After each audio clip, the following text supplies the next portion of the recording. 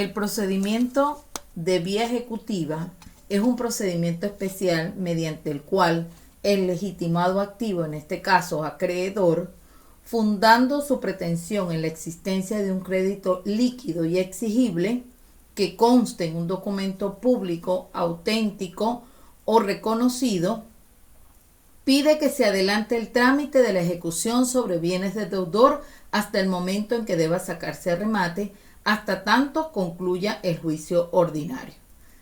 Esto quiere decir entonces que este procedimiento especial ejecutivo persigue adelantar los actos de ejecución que se deben practicar en la etapa de ejecución de sentencia, sin necesidad, o mejor dicho, desde el momento que se presenta la demanda por vía ejecutiva. Pero ¿cuáles serían esos requisitos necesarios para poder utilizar este procedimiento de vía ejecutiva? En primer lugar, tenemos que tener claro que el título que acarrea ejecución debe ser necesariamente un documento auténtico, público o auténtico, o debidamente reconocido. No admite la vía ejecutiva otro tipo de documento. ¿Qué quiere decir entonces? Que el documento donde reposa la obligación por parte del deudor lo debo tener debidamente fundamentado en un documento público, entendiéndose por documento público, tal como lo señala el artículo 1357 del Código Civil, el que se presenta ante un registrador. Y se admite también como auténtico el presentado ante un notario, o un juez, ¿verdad? También son de esta misma naturaleza los presentados, por ejemplo, hasta las autoridades del Cónsul de Venezuela, las órdenes libradas por el Instituto Venezolano de los Seguros Sociales, las libradas por el Instituto de Tránsito Terrestre también, las libradas en actos judiciales que contengan el reconocimiento de obligaciones y los llamados instrumentos reconocidos que están establecidos en el artículo 1363 del Código Civil. Ese es el primer requisito de procedencia establecido en el artículo 630. En segundo lugar, ese instrumento debe probar de manera clara y cierta la obligación que se está demandando.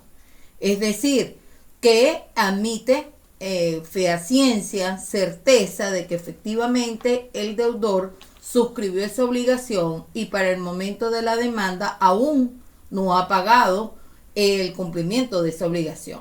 En segundo lugar, dentro de este requisito también, que la obligación necesariamente tiene que consistir en una cantidad, el pago de una cantidad líquida de dinero. En tercer lugar, que esa obligación sea de plazo cumplido y que no esté sujeta a término ni a condición. Y por supuesto, la coincidencia entre el sujeto de la obligación y el sujeto de la pretensión. Es decir, no puedo demandar a otra persona, sino el mismo sujeto con el cual se pactó esa obligación. Entonces, estos requisitos son los requisitos de procedencia necesarios para poder interponer la vía ejecutiva. No puedo usar la vía ejecutiva si no cumplo con estos elementos. Podré recurrir, si tengo un cobro de bolívares y no tengo el título ejecutivo, que en este caso sería ese documento público registrado, notariado o presentado ante un juez, pues podré recurrir a otro procedimiento judicial, pero no el de la vía ejecutiva. Por otro lado, hay obligaciones que se pactan en instrumentos, por ejemplo, privados. Esos instrumentos privados ya sabemos que según el 630 no reúnen los requisitos para interponer la vía ejecutiva. Sin embargo, el artículo 631 del Código de Procedimiento Civil permite que lo prepare para poder llevarlo entonces a un procedimiento de vía ejecutiva. Y es lo que permite el artículo que establece el 631, que nos dice que cuando se trata de instrumentos que no reúnen o no llenen las características de títulos completos enumerados por la ley y que se denominan también títulos completos, los restantes requieren ser completados o perfeccionados y aún formados previa la apertura del juicio ejecutivo. En este caso, se le puede pedir al juez del domicilio del deudor o del lugar donde éste se encuentra para que pueda acudir al tribunal y reconocer que es cierta la firma extendida en dicho documento privado, y el juez pues ordenará que así quede declarado en esta solicitud. ¿Qué pasa aquí? Estamos hablando de que previo al inicio del juicio de vía ejecutiva, si tengo un documento estrictamente privado, ejemplo, se pactó una obligación por una cantidad de dinero y se hizo en un documento privado, no se llevó a la notaría, no se llevó al registro, no se llevó ante un tribunal, pero quiero proceder a la vía ejecutiva, tengo que previo al juicio intentar primero que se logre lo que se llama la preparación de esa vía ejecutiva, es decir, preparar ese documento para darle cierta certeza a los efectos de poder demandarla. Esto se logra a través de esa solicitud que se va a presentar por la vía de la jurisdicción voluntaria ante un tribunal de municipio del domicilio del deudor o donde éste se encuentra, como dice la norma.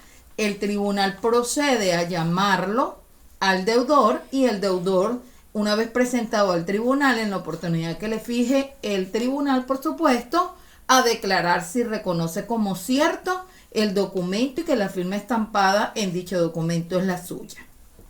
Esto se hace, vuelvo a repetir, por la vía de jurisdicción voluntaria. No es una demanda, es una solicitud que llega hasta allí. ¿Por qué? Porque si la persona del deudor no acude o acudiendo al tribunal la persona se niega a reconocer el instrumento, pues el tribunal no podrá darlo por reconocido y concluirá dicha solicitud y ordenará el archivo del expediente. De tal manera que a usted, acreedor, ya tendrá que acudir para lograr ese reconocimiento por la vía contenciosa, de acuerdo a lo previsto en el artículo 444 del Código de Procedimiento Civil. Entonces, entendido esto, podemos tener claro que si logro reconocer el instrumento que nació privado entre el acreedor y el deudor ante esa solicitud presentada por la jurisdicción voluntaria o no contenciosa, y el deudor me reconoce la firma, puedo entonces tener reconocido ante esa vía judicial el instrumento, y una vez reconocido el instrumento, procedo en consecuencia a presentar la demanda por vía ejecutiva. Siguiendo con el trámite procesal, ya veíamos los requisitos de procedencia, que no son más que los instrumentos con los cuales debo acompañar la demanda. Cuando nosotros hablamos de procedimientos especiales contenciosos, ¿de dónde viene la especialidad? Que además de los requisitos previstos en el 340, que son los requisitos básicos o fundamentales para interponer el procedimiento ordinario, en el caso de los procedimientos especiales, a esos requisitos le sumo otros requisitos especiales. También le sumo, o de ahí viene lo especial, que es una pretensión determinada. En este caso estamos hablando que la pretensión que se reclama es una pretensión de cobro de bolívares. En este caso persigo que el deudor me pague una cantidad de dinero que reposa en un instrumento, como lo acabamos de revisar, que debe ser público o en su defecto autenticado o reconocido, debidamente reconocido, como lo establece el artículo 631. En tal sentido, si cumplo esos requisitos de procedencia, procedo a interponer la demanda. La demanda, pues obviamente debe reunir todos los requisitos, como acabo de señalar, del 340, y el tribunal procede a declarar su admisibilidad si efectivamente cumplo con esos requisitos de procedencia, es decir, si cumplo con el título, si cumplo con la obligación, que la obligación esté debidamente vencida, no se haya pagado, no esté sujeta a término ni a condición, y haya esa identidad entre el sujeto y la obligación que se reclama, ¿verdad? Una vez que el tribunal revisa el cumplimiento de estos requisitos, procede a la admisión de la demanda.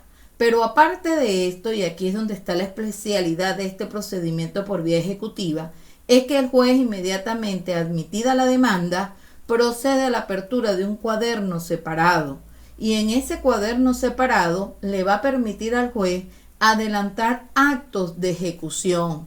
Es decir, que inmediatamente admitida la demanda, el juez procederá a aperturar el cuaderno separado y a decretar de manera inmediata el embargo ejecutivo de los bienes del deudor. Quiere decir que se me adelanta fases de la etapa de ejecución de sentencia, y esta es la especialidad que nos permite la vía ejecutiva.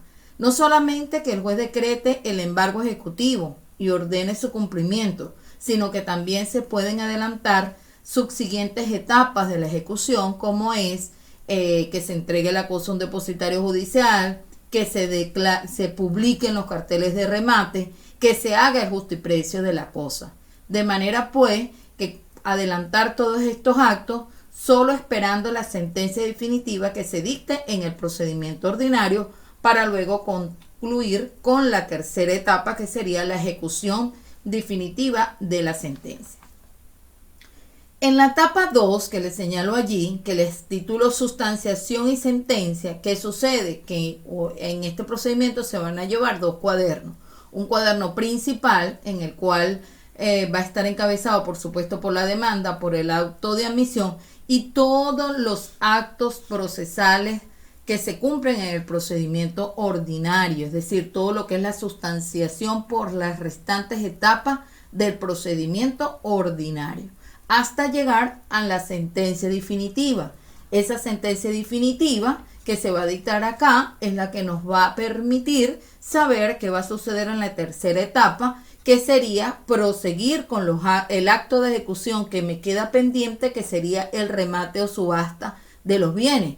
Porque ya lo decía en la primera etapa, ya he adelantado una cantidad de actos de la ejecución de sentencia, ya tengo el bien embargado ejecutivamente, ya se publicaron los carteles de remate, ya se hizo el justiprecio, y en este tercer momento o esta tercera etapa es la que me va a permitir entonces materializar ya con el remate y la subasta pública del bien, que pueda obtener, por supuesto, la satisfacción de esa creencia a través de el remate del bien o bienes que fueron objeto de embargo ejecutivo en esta etapa de la vía ejecutiva. Entonces, como pueden darse cuenta, aquí tenemos tres grandes momentos procesales que nos aclaran y nos distinguen en realidad lo que va a pasar en la vía ejecutiva. Entonces, en cuanto al procedimiento como tal, no hay distinción porque se rige por las etapas del procedimiento ordinario. Ahí no tenemos complejidad.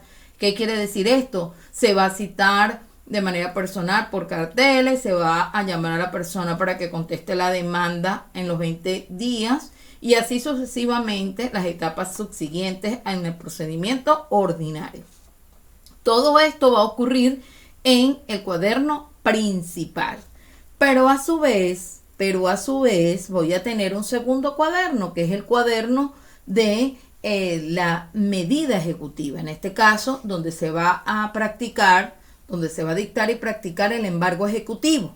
Es importante destacar que estos dos cuadernos tienen vida autónoma, tienen vida propia y corren de manera paralela. Por un lado está corriendo los trámites en el procedimiento ordinario y por otro lado vamos adelantando todos estos actos de ejecución de manera paralela, pero también de manera autónoma, ¿verdad?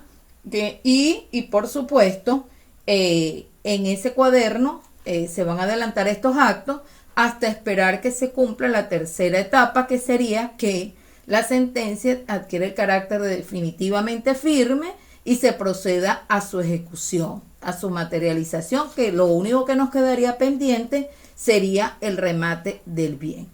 Con esto, pues ustedes pueden visualizar estas tres etapas en este procedimiento de la vía ejecutiva.